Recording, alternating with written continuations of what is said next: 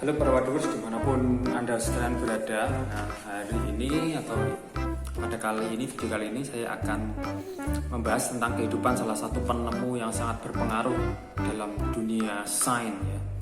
Siapakah dia? Simak videonya. Tapi bagi Anda yang belum subscribe, saya sampaikan untuk segera subscribe supaya selalu mendapatkan notifikasi video-video terbaru dan informatif dari channel Wadud Sanjaya. Baik, mari kita lihat siapa ilmuwan ini.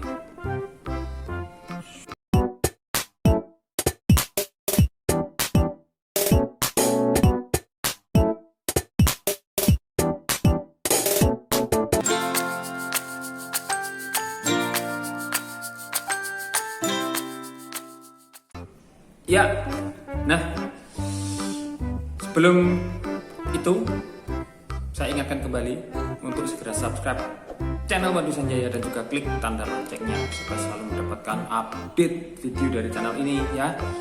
Jadi pada video kali ini kita akan belajar bersama sejarah dan juga sains sekaligus ya, yakni salah satu tokoh yang sangat berpengaruh dalam dunia sains di seluruh dunia. Dia adalah Archimedes. Nah, Archimedes mungkin dulu yang belajar sejarah atau belajar matematika, fisika mungkin mengenal ya nama ini ya, tidak asing, Archimedes. Nah, kita bayangkan dulu zaman dimana kertas itu belum ditemukan ya, orang-orang untuk melukis ataupun menggambar mereka masih menggunakan batu atau kayu untuk memahat pemikiran mereka, ide-ide mereka. Nah, itulah zaman dimana Archimedes lahir. Seperti itu zamannya ya. Jadi orang zaman dahulu waktu itu memahatnya di batu dan menggambar tanda-tanda di tanah liat ya, atau terakota. Nah, atau menggoreskan huruf di papan lilin. Nah, jadi mereka pada waktu zaman itu masih seperti itu ya, khususnya Archimedes ya. Archimedes ini lahir di Sirakusa ya, suatu tempat di sebelah barat Sisilia ya. Sisilia itu Italia, sekitar tahun 287 sebelum Masehi ya. Ini sudah sangat lama. Jadi dia hidup pada zaman yang belum ada kertas maupun pensil. Tetapi orang-orang pada zaman itu sangat hebat-hebat, luar biasanya itu ya. Bahkan mereka bisa merumuskan suatu hukum gaya yang sangat terkenal ya, yaitu gaya apung. Kemudian prinsip pengungkit, tuas pengungkit itu. Nah, itu juga ditemukan pada era-era itu.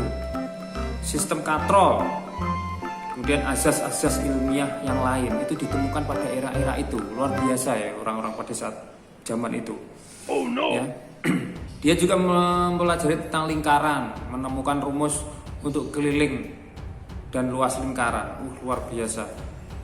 Jadi rumus-rumus yang kita pelajari zaman ini itu sebetulnya dibuat pada era itu ya. Mungkin Anda masih ingat Pythagoras. Pythagoras ditemukan oleh salah satu ilmuwan Mesir ya. Nah, orang-orang Mesir sudah hebat pada waktu itu, juga belum ada kertas, masih menggunakan terakota.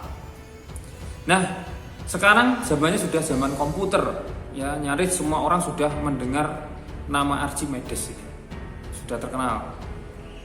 Nah, tapi ada yang tahu tidak bahwa Archimedes itu adalah orang yang humoris, suka bercanda ya.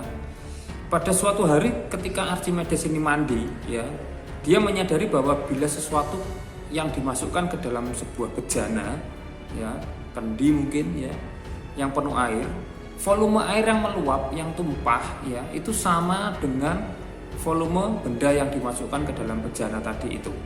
Oleh karena terlalu gembira menemukan hukum itu ya, dia itu sampai berteriak Eureka ya. Eureka itu artinya aku menemukan sesuatu, aku menemukannya, itu Eureka ya.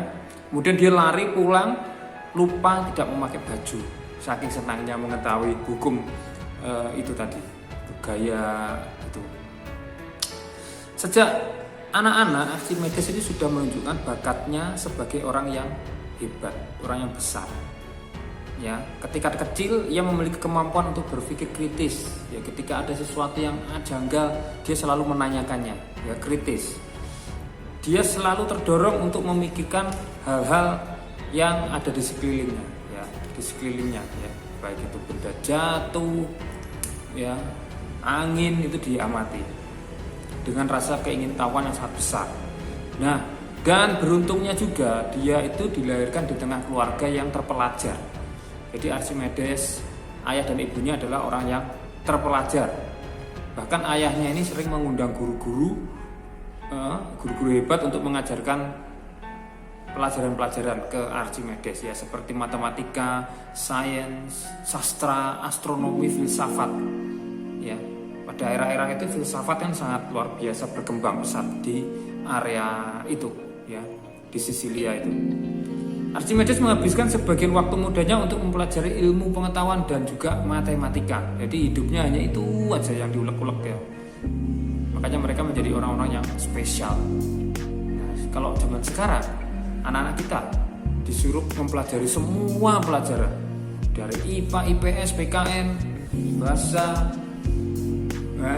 apalagi matematika, wah semuanya dipelajari. Makanya anak-anak sekarang tuh bingung. Mereka kesulitan menemukan jati dirinya. Nah, oleh karena itu orang tua itu wajib mengarahkan bakat anaknya itu di mana. Ya, boleh mempelajari semuanya, boleh. Tapi harus menguasai salah satu atau salah dua, terserah. Harus dikuasai dengan benar-benar. Nah, itu ya. Oke, ini menjadi pelajaran bagi semua orang tua. Anak ini sudah lelah dengan dipenuhi dengan berbagai macam pelajaran, ya, sehingga mereka lupa akhirnya untuk mengembangkan bakat minatnya. Nah, itu loh, ya. Nah, itu. Kita kembali lagi ke Archimedes, ya. Kemudian suatu ketika Archimedes ini belajar di sebuah kota yang sangat terkenal pada masa itu, namanya Alexandria, ibu kota dari kerajaan Mesir. Ya, di sana terdapat akademi yang terkenal di dunia. Ya, kemudian Archimedes ini belajar dengan keras dan tekun. Salah satu pencapaiannya yang besar adalah membuktikan bahwa nilai pi tahu ya, itu nilai pi itu terletak di antara 3,1409 dan 3,1429. Yang lain adalah dia ini perbandingan volume tabung terhadap volume bola, ya, 3:2 itu. Nah, itu juga Archimedes yang menemukan. Setelah beranjak dewasa, ya, Archimedes ini akhirnya menjadi ilmuwan. Ia berusaha untuk berbagi, ya, ilmu pengetahuan dan berkarya bersama dengan sesama manusia, ya, dengan orang-orang di sana.